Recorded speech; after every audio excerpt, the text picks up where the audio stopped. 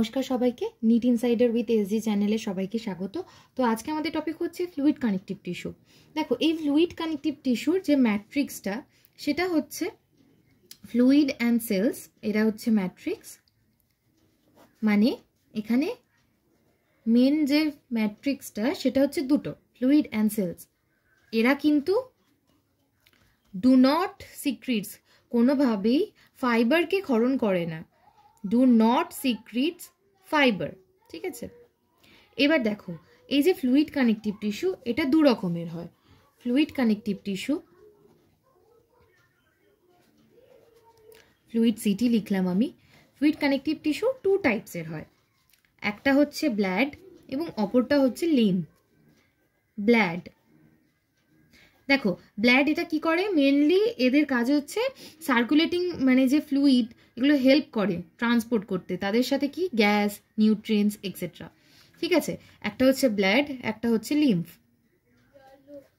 এবার দেখো, এই ব্লাডটাকে আমরা মানে মেনলি প্লাজমাও বলে থাকি, ঠিক আছে।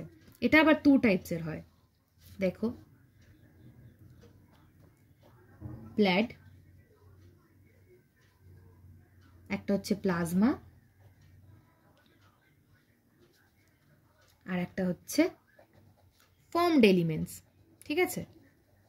ফর্মড এলিমেন্টস,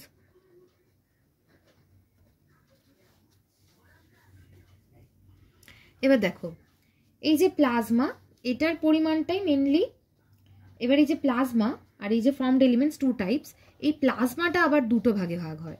একটা হচ্ছে ওয়াটার, মানে জল, যেটা থাকে তোমার হচ্ছে 91 to 92%, আর একটা হচ্ছে সলিড।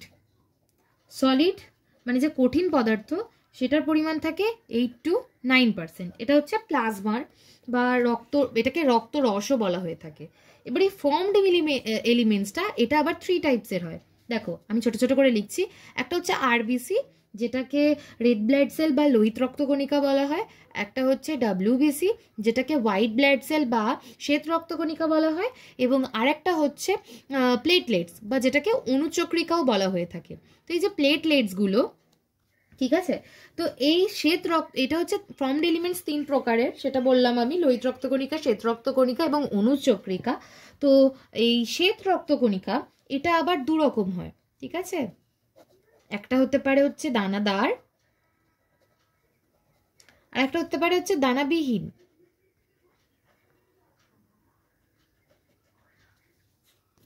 তো এটা হলো দানাদার এবং দানাবিহীন। দানাদার কোনগুলোকে যেন বলা হয় জানো? গ্র্যানুলোসাইটসকে বলা হয়, গ্র্যানুলোসাইটস। আর দানাবিহীন হচ্ছে আগ্র্যানুলোসাইটস, ঠিক আছে। এবার এদেরও কিছু টাইপস আছে, যেমন দানাদারকে মানে গ্র্যানুলোসাইটসের থ্রি টাইপস হয়। এটা হচ্ছে নিউট্রোফিল,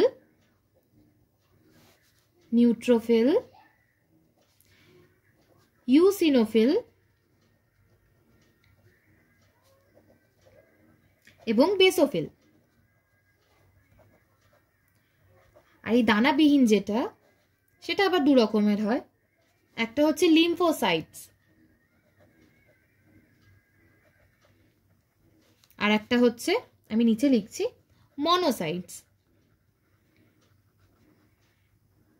দেখো এদের মেনলি মানে এই যে মানে যাদের এই ব্লাড থাকে, তো তাদের যে ক্যারেক্টারিস্টিক্স সেগুলো হচ্ছে, এদের কোনো ভিত্তিপর্দা বা স্থির কোষ বা কোনো তন্তু এগুলো থাকে না। রক্তে কোষ অপেক্ষা মানে ম্যাট্রিক্সের পরিমাণ বেশি থাকে। রক্ত তার তরল যে ধাত্রের মাধ্যমে দেহে মানে বিভিন্ন কলা ও অঙ্গের মধ্যে সংযোগ রক্ষা করে, যেটা আমি বলেছিলাম, main circulating fluid help in transport of gases এবং নিউট্রিয়েন্টস এক্সেট্রা। যেমন দেখো, হিমোগ্লোবিন থাকায়, মানে যে আরবিসি থাকায় রক্তের রং মেনলি লাল হয়। চিংড়ি, কাঁকড়া ইত্যাদি প্রাণীদের দেখতে পাওয়া যায়, মানে এদের রক্তে মেনলি হিমোসায়ানিন দেখতে পাওয়া যায়, তাই এদের রক্ত কিন্তু লাল হয় না, ঠিক আছে। তো এই চিংড়ি, কাঁকড়া, এদের মেনলি রক্তটা নীল কালারের হয়, নীলাভ প্রকৃতির হয়। এবার দেখো লিম্ফ, আর একটা টপিক হচ্ছে লিম্ফ। এই লিম্ফটা কিন্তু রক্ত থেকেই এসেছে, বাট এদের কিন্তু মানে মেনলি এদের কালারটা রেড হয় না, এদের হলুদ বা একটা বর্ণহীন বা প্রায় স্বচ্ছই বলতে পারো এরকম হয়। লিম্ফের বাংলা মানে হচ্ছে লসিকা। তো এই লিম্ফে ওয়াটার যেটা এর যে পরিমাণটা সেটা 94% অলমোস্ট থাকে, ঠিক আছে। আর এটা সান্দ্রতা একটু কম, ঠিক আছে। এতে মানে যে লসিকাতে বা লিম্ফে যে ফাইব্রিনোজেন আছে তার পরিমাণও অত্যন্ত কম, ঠিক আছে। এতে শ্বেত রক্তকণিকা মানে যে WBC থাকে তার সংখ্যাও অনেক কম থাকে, ঠিক আছে। এতে প্রোটিনের উপস্থিতি যেটা সেটা 3 to 4% হয়। আর এই যে লসিকা, এখানে ক্যালসিয়াম এবং ফসফরাসের পরিমাণটাও খুব কম থাকে। এটা ধীর গতিতে প্রবাহিত হয় মেনলি আমাদের শরীরে, ঠিক আছে। এই কয়েকটা পয়েন্ট মনে রাখলেই হবে লিম্ফ সম্পর্কে, আর সেরকম কিছু নেই। তো এই ছিল আজকের টপিক।